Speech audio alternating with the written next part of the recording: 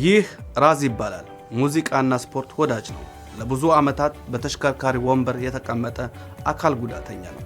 ራዝ ሊያውቁት ሊገናኙትና ያናግሮት ደስተኛ ይሆናል። ነገር ግን በተሽከርካሪ ወንበር ሲመጣ ያለ ፍቃድ ወንበሩን ከመንካት ወይም ከመግፋት ይጠንቀቁ። ተሽከርካሪ ወንበሩ የራዝ የግል ቦታ ዋና አካል ነው።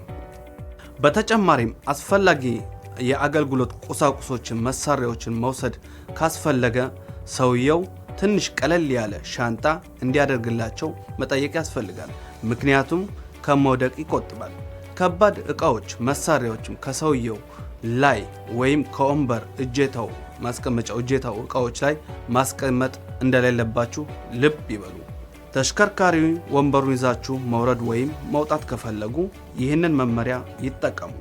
2 ሰዎች ከሆናችሁ ወንበሩን ከ20 እስከ 30 ዲግሪ ወደ ላይ በማንሳት ፊት ለፊት በመሆን ወደፊት ደረጃውን በቀስታ ይውረዱ። 4 ሰዎች ከሆናችሁ በተመሳሳይ መንገድ ደረጃውን በቀስታ መውረድ ማንሳት ትችላላችሁ። ማሳሰቢያ፣ ወንበሩን ካነሳችሁት በኋላ ተሽከርካሪውን ጎማ ፍሬኑን መቆለፍ በጣም አስፈላጊ ነው።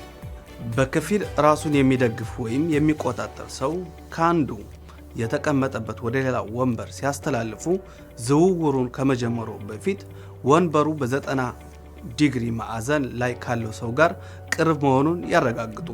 ሰውየውን ከፊት አንስተው ወደ ወንበሩ እንዲያደርሱ እርዷቸው። ሲቀመጥም በመቀመጥም መርዳትዎን እርግጠኛ ይሁኑ።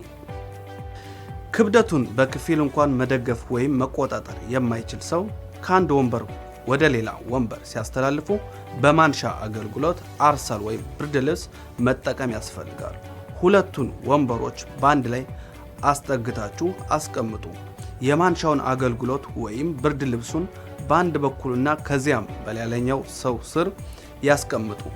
ከዚያም ሰውነታቸውን ወደ ኋላ ያዘነበሉትን ሰው በጥንቃቄ ያንሱት። በሞተር የሚንቀሳቀስ ወንበር ላይ ያለ ሰው ወንበሩን ይዞ በደረጃውን ማንቀሳቀስ አይቻልም። ምክንያቱም የሞተር ወንበር ሞተር ከሌለው ወንበር ማለትም በሞተር ከማይንቀሳቀስ ወንበር የበለጠ ከባድ ነው። በሌላ በኩል ደግሞ ሰውየው መንቀሳቀስ እንዲችል በተቻለ መጠን ወንበሩን ዝቅ ማድረግ በጣም አስፈላጊ ነው።